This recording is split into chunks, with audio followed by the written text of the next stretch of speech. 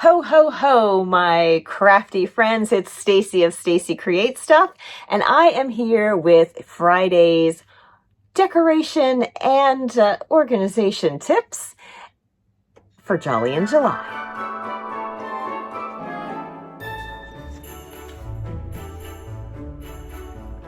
Whether you are going to make many, most, or even just a few of your holiday gifts and decorations this year, one of the things that really helps me is to stay organized. And I have just the thing that's going to make that a whole lot easier. My friend Manon Jodoin of Jodoin Studios has put together a lovely free printable that you can download. The link is in the description below. You can use it to make lists, sketch out ideas and plans for your holiday season, or really any season, because it's just so adorable. One side of the page has an area for sketching and drawing, and the other side is lined so that you can make notes.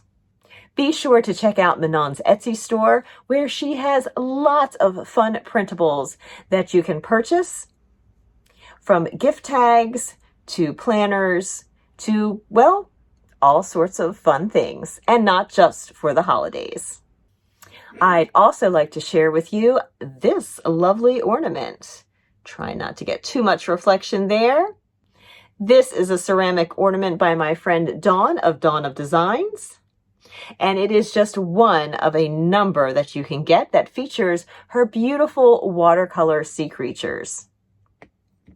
Now, being a Marylander and still living in Maryland, well, we do love our blue crabs.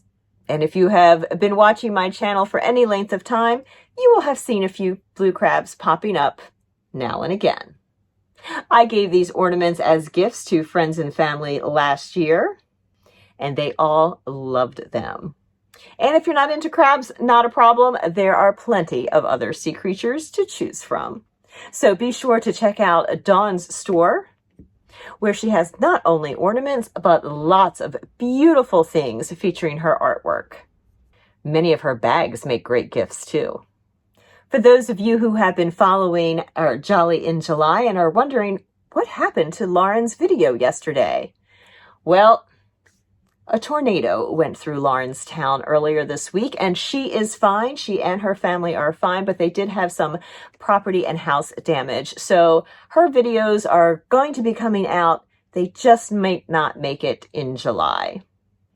And that wraps up this week of Jolly in July. I will be back next week, and hopefully so will Lauren, where we will bring you 4 more days of crafting fun. Until then, my friends, bye.